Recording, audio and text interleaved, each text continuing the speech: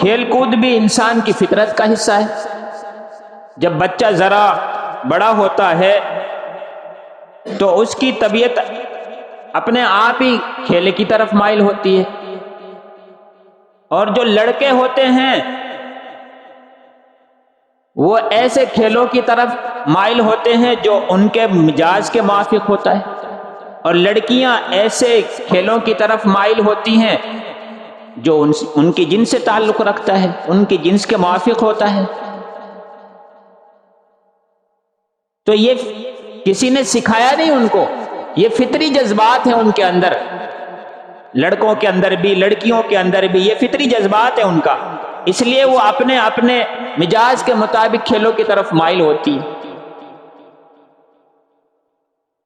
تو اسلام نے کھیلوں سے روکا نہیں ہے، سیر و تفریح سے روکا نہیں ہے۔ زمانے جاہلیت میں بھی لوگ کھیلا کودا کرتے تھے، لیکن وہ اعتدال پر نہیں تھے، اسلام نے آ کے ان کو اعتدال پر لایا ہے۔ نبی علیہ الصلوۃ والسلام جب تشریف لائے تو انہی کھیلوں کو حضور صلی اللہ علیہ وسلم نے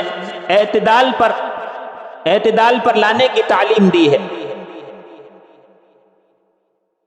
انسانوں کے مقابلے ہوتے تھے غلاموں کا، یا تو وہ سامنے والا مر جاتا یا وہ ہار مان لیتا۔ اسی طریقے سے جانوروں میں بھی لڑائیاں ہوتی تھی، آج بھی ہوتی ہے، کہیں مرغ بازی ہے اور کہیں تیتر بازی ہے۔ تو اسلام ایسے کھیلوں کی اجازت نہیں دیتا جس میں کسی جان کا، مال کا، کسی جانور کا نقصان ہونے کا اندیشہ ہو، چاہے اپنا ہو چاہے وہ کسی دوسرے کا۔ اب ان میں تو مرغ بازی ہے، جب تک مرغا زخمی نہ ہو جائے، جب تک ہار مان لے یا موت نہ آ جائے اس کو، جب تک ہار جیت کا فیصلہ ہی نہیں ہوتا۔ تو ایسے جس میں کسی جان کو، کسی جاندار کو تکلیف اٹھانی پڑے، ایسے کھیلوں کی اجازت نہیں دیتا۔ خود نبی کریم صلی اللہ علیہ وسلم کا ارشاد ہے کہ ہر وہ چیز جو اللہ کے ذکر سے غافل کرے وہ کھیل تماشا ہے، سوائے چار چیزوں کے، سوائے چار چیزوں کے۔ ان میں سب سے پہلی چیز اپنے گھوڑے کو سدھارنا، یعنی اس کو سواری کے لیے تیار کرنا، اس کو دوڑ کے لیے تیار کرنا، اس کو لڑائی کے لیے تیار کرنا، کیونکہ اس زمانے میں گھوڑے لڑائیوں میں کام آتے تھے، گھوڑا دوڑ ہوتی تھی، یہ الگ مقابلے ہیں۔ تو حضور نے فرمایا یہ کھیل تماشے میں داخل نہیں، گھوڑے کو سدھانا، اس کو سواری کے قابل بنانا، اس کو دوڑ کے قابل بنانا، اس کو مقابلے کے قابل بنانا، یہ کھیل تماشے میں داخل نہیں۔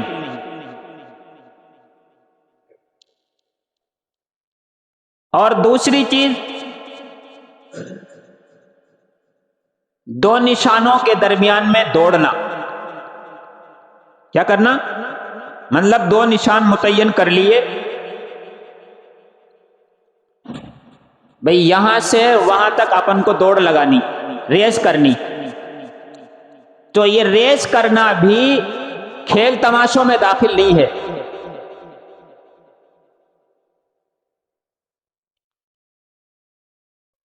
خود صحابہ کرام رضی اللہ عنہ کی زندگی ہمارے لیے نمونہ ہے۔ حضرت عبداللہ ابن عمر رضی اللہ عنہ فرماتے ہیں کہ میرے والد میں اور ایک اور صحابی میں دوڑ کا مقابلہ ہوا، دوڑ کا مقابلہ۔ حضرت عبداللہ ابن عمر فرماتے ہیں رضی اللہ عنہ کہ اس مقابلے میں دوسرے صحابی حضرت عمر فاروق سے بازی لے گئے، وہ جیت گئے دوڑ میں۔ پھر کچھ دنوں کے بعد پھر مقابلہ انہی دونوں میں ہو گیا۔ تو اس بار حضرت عمر فاروق رضی اللہ عنہ آگے نکل گئے اور وہ جیت گئے۔ کون مقابلہ کر رہا دوڑ کا؟ امیر المؤمنین، مسلمانوں کے امیر اور دوسری جگہ دوسری جانب وہ صحابی ہے جو عشرہ مبشرہ میں سے ہے، یعنی ان 10 صحابہ میں سے ہے جن کے بارے میں نبی علیہ الصلوۃ والسلام نے دنیا میں جنتی ہونے کی بشارت دی ہے۔ اور حضرت عمر فاروق تو امیر المومنین ہے، ان کا مقام اور مرتبہ تو بہت بلند اور بالا ہے، لیکن ریس لگا رہے تو ایک انصاری صحابی تھے، وہ ریس میں بہت ماہر تھے، ہمیشہ جب بھی ان کا کسی سے مقابلہ ہوا ریس میں تو وہی جیتتے تھے۔ تو ایک سفر میں وہ یہ دعوت دے رہے تھے مجمع میں ادھر ادھر چل پھر کے کہ کوئی ہے مجھ سے ریس لگانے والا، ابھی مدینہ دور ہے کہ کون پہلے مدینہ پہنچتا ہے۔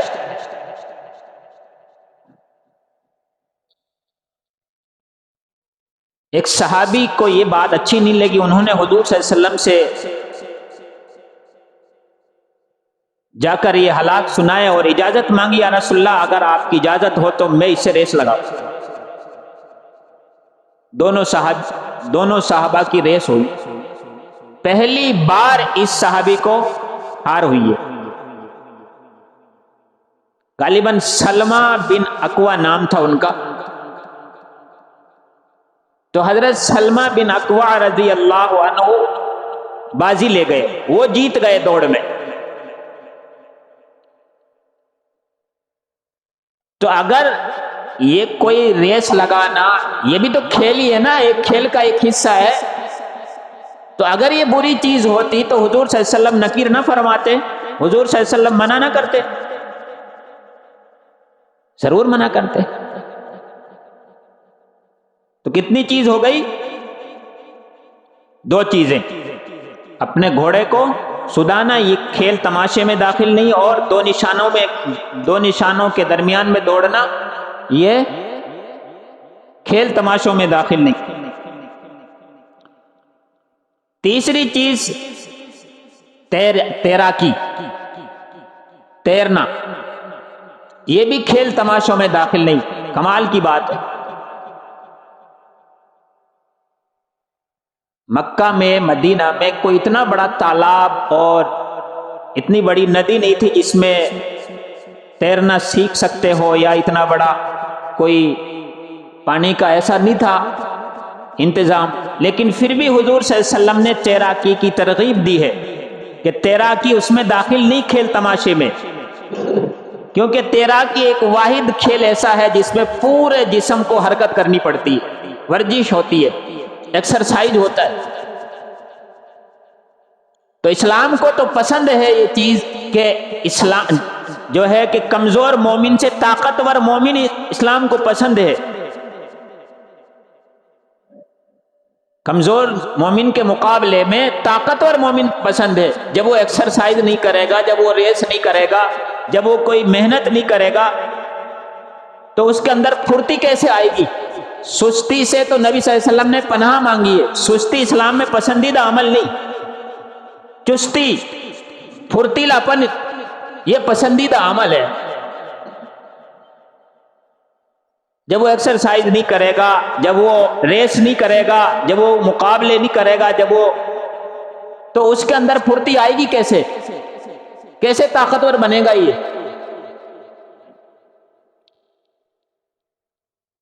لیکن اللہ معاف فرماوے، ہمارے جوانوں کا حال یہ ہے کہ اصل جو مقصد تھا وہ چھوڑ کے ہم گیموں کے پیچھے لگ گئے، موبائل ہاتھ میں پکڑا دیا، لیپ ٹاپ ہاتھ میں آ گیا، کمپیوٹر آ گیا، اب ساری رات وہیں بیٹھے بیٹھے کھیلو، اس میں وقت برباد ہو رہا ہے، کوئی فائدہ اس میں نہیں ہو رہا، نہ دنیا کا فائدہ ہو رہا ہے، نہ دین کا کوئی فائدہ اس میں ہو رہا ہے۔ جب ہی مریل سے نظر آتے، اور اس کے ساتھ ساتھ میں ایک اور نیند بھگانے کا نسخہ، وہ زردہ، ویمل، گٹکا، ماما جینتی، اور اسی طریقے سے آکاش، بہت ساری چیزیں ہیں۔ اب نیند آئے گی تو اس کو بھگانے کے لیے تو کچھ کرنا پڑے گا نا، یہ اور اوپر سے خوراک۔ کل وہاں دکان پہ حساب لگایا اس نے بوریا نے، تو 1800 روپے کلو کے حساب سے ہے یہ گٹکا۔ کتنے بادام آ جائے بولو؟ بادام نہیں کھا رہا آدمی، دن میں 4 4 5 5 6 6 8 10 10 یہ کھا جاتا ہے۔ 1800 روپے کلو کا گٹکا کھا رہا ہے، صرف جس کو تھوکنا ہے۔ تو پھر یہ جو جبڑے ہیں، جو یہ گال ہیں، پھر ایسے نہیں ہوں گے تو کیا وہ شیروں کی طرح لگیں گے؟ وہ پھر رونق تھوڑی آئے گی۔ جو کام کرنے چاہیے تھے وہ تو ہم نے چھوڑ دیے۔ چوتھی چیز حضور نے فرمایا، ایک چیز بھی کھیل تماشے میں داخل نہیں کہ آدمی اپنی بیوی کے ساتھ دل لگی کرے، کھیلے کودے، یہ بھی کھیل تماشے میں داخل نہیں۔ صحابہ اکرام ایک مرتبہ سفر سے واپس تشریف لا رہے تھے، تو حضرت عائشہ رضی اللہ عنہا بھی، امی جان نبی علیہ الصلوۃ والسلام کے ساتھ تھی۔ حضور صلی اللہ علیہ وسلم نے صحابہ کو آگے بھیج دیا اور امی جان کے ساتھ آپ پیچھے رہ گئے۔ جب بالکل میدان خالی ہو گیا اور کوئی دور دور تک بھی کوئی نظر نہیں آیا، تو حضور صلی اللہ علیہ وسلم نے فرمایا چلیں ہو جائے ایک ریس۔ دیکھو سرکار دو عالم صلی اللہ علیہ وسلم امی جان سے ریس لگا رہے ہیں، دل لگی کے لیے، ان کو خوش کرنے کے لیے۔ اس سے محبت بڑھتی ہے، اس سے پیار بڑھتا ہے۔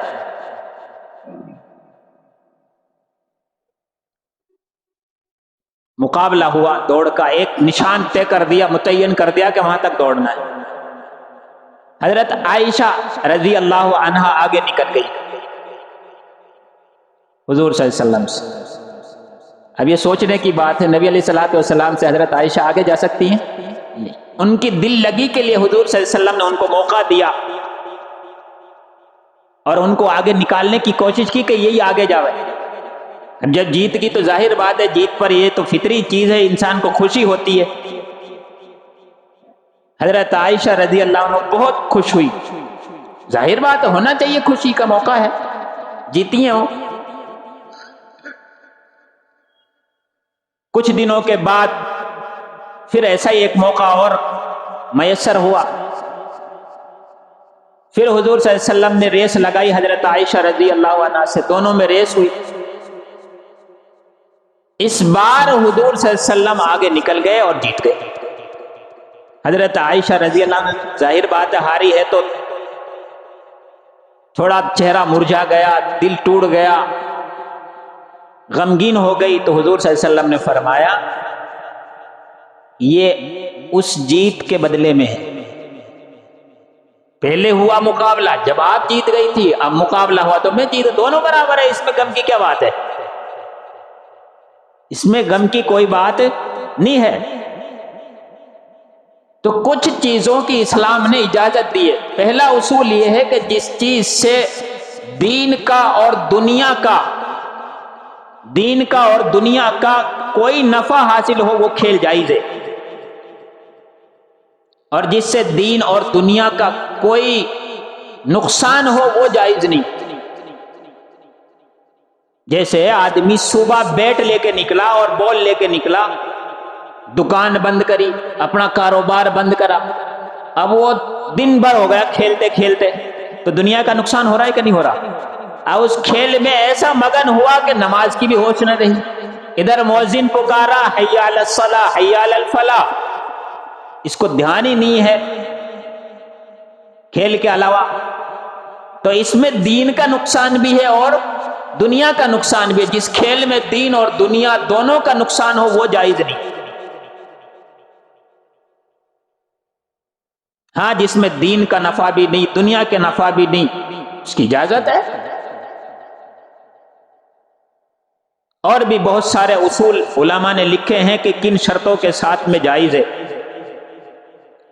کسی فرائض اور واجبات کی قربانی نہ دینی پڑے، وہ نہ چھوٹ جائے۔ ابھی جنوری میں ہمارے ملک میں ہمارے غیر مسلم بھائی ہیں، ان کا ایک تہوار ہے मकर संक्रांति क्या है, 14 जनवरी को मनाते हैं वो लोग, पतंगे उड़ाते हैं। हमारे पड़ोस मुल्क में भी उड़ाते हैं, हमारे मुल्क में भी उड़ाते हैं। उनकी बुनियाद कुछ भी हो और इनकी बुनियाद जो भी हो, बहरहाल एक बुनियाद है, यूं ही नहीं है। इनके जो मौर्रिख हैं और जो इनके बड़े तारीखदां हैं वो खुद उनका कहना है कि हम ये काम जो है विष्णु देवी है या कोई है, उनके देवी देवताओं को खुश करने के लिए करते हैं। और पतंगबाजी की देखो, वैसे तो ये बहुत पहले से चली आ रही। उलमा फरमाते हजरत ईसा अलैहिस्सलाम के ज़माने से पहले से भी ये पतंगबाजी चल रही है, लेकिन हमारे मुल्क में और पड़ोस मुल्क में हो सकता है अलग अलग वजह हो, लेकिन बहरहाल एक बुनियाद है। वो बुनियाद क्या है? बुनियाद ये है कि हकीकत राय नाम का एक आदमी था, 15-16 साल की उम्र होगी, ज्यादा भी हो सकती। वो ऐसे स्कूल में पढ़ता था जिसमें मुसलमान लड़के बच्चे भी पढ़ते थे और गैर मुस्लिम भी पढ़ते थे। तो इन दोनों में आपस में झगड़ा हो गया। पतंगबाजी जो हमारे जमाने का, हमारे यहाँ का एक त्योहार है और लोग बड़े शौक से मनाते हैं, उसकी बुनियाद मैं बता रहा हूँ, फिर आपको पता चलेगा कि पतंग उड़ानी चाहिए या नहीं चाहिए। खैर, दोनों में आपस में झगड़ा हो गया। उस हकीकत राय ने नबी अलैहिस्सलातु वस्सलाम की शान अक़दस में बकवास की, बुरा भला जो भी गलत अल्फाज इस्तेमाल किए, और हजरत फातिमा तो ज़हरा रज़ी अल्लाह अन्हा के बारे में। तो ये केस अदालत में पहुंचा। उस वक्त सजा ये थी अदालत की कि कोई भी नबी अलैहिस्सलातु वस्सलाम की शान में गुस्ताखी करेगा उसको सजाए मौत दी जाएगी। तो वहां के कानून के हिसाब से उस लड़के को सजाए मौत हो गई। तो अगले साल जब उसकी मौत का दिन आया, जिस दिन उसको, जाहिर बात है उन्होंने जुर्म किया है और हुजूर सल्लल्लाहु अलैहि वसल्लम की शान अक़दस में गुस्ताखी से बड़ा और क्या जुर्म हो सकता है? सबसे बड़ा जुर्म है, इससे बड़ा कोई जुर्म नहीं कि नबी अलैहिस्सलातु वस्सलाम की शान मुबारक में गुस्ताखी करे कोई आदमी। लेकिन जब साल वापस आया तो वो दिन आया, तो उनके घर वाले, उनके रिश्तेदार, उनके कौम के लोगों ने उसकी आत्मा को शांति पहुंचाने के लिए, उसकी रूह को सुकून पहुंचाने के लिए वहां उसकी याद में पतंग उड़ाई। अब आप खुद सोचो कि ऐसे आदमी की याद में ये अमल हो रहा है जो गुस्ताख है रसूल है। क्या कोई एक अदना से अदना मुसलमान भी इसको पसंद करेगा कि मेरे आका की शान में जिसने गुस्ताखी की उसकी रूह को शांति के लिए यह अमल किया जा रहा है और मैं इसमें शामिल हो जाऊं? ये तो रही इसकी बुनियादी बात, और इसके बेशुमार नुकसानात है। हम हर साल सुनते हैं वो मंजा जो होता है जिस डोर में ये बंधा रहता है वो इतना मजबूत होता है, किसी की गर्दन उड़ जाती है, मुसाफिरों की, चलते राहगीरों की, इसी तरीके से बच्चे पतंग ऊपर उड़ाते हैं, जवानों की, बच्चों की मौतें होती है। उनको यही होश नहीं हो रहा था मैं छत पे हूं, और वो खींचते खींचते गिर जाते हैं और मौत हो जाती है। सैकड़ों लोग हर साल मरते हैं, हर साल नुकसान, उनके हाथ जख्मी होते कि नहीं होते? और दूसरी चीज, दूसरे के माल को नुकसान पहुंचाने की नीयत होती है, मैं उसकी पतंग काट दूं, मैं उसका डोरा काट दूं, कट जाती है तो उसको लूटने के लिए भागते हैं। हुजूर ने फरमाया जो लूट मार करे वो हम में से नहीं है। मन इंतहा नुहबतन फलैसा मिन्नी, दूसरे की चीज को लूटना ये जायज है उसकी मर्जी के बगैर? तो ये जायज नहीं, किसी के माल को लूटना, किसी की चीज बगैर उसकी इजाजत के लूट मार करना, इस्लाम में इसकी इजाजत नहीं देता। जिस चीज से, जिस खेल से किसी को नुकसान पहुंचाता और जानी माली नुकसान का सबब हो, वो खेल इस्लाम में जायज नहीं। और सारे खेल आप खेलिए, जायज है, कबड्डी है, क्रिकेट है, अगर इनको उसूल के साथ खेला जाए तो बहुत अच्छे खेल है, वर्जिश कीजिए आप। इस्लाम खेलों से मना नहीं करता, लेकिन इस्लाम ने कुछ उसूल बताए हैं उसके खेल लेके करेंगे इंशाअल्लाह। अल्लाह हम सबको अमल की तौफीक नसीब फरमाए। व आखिर दावाना।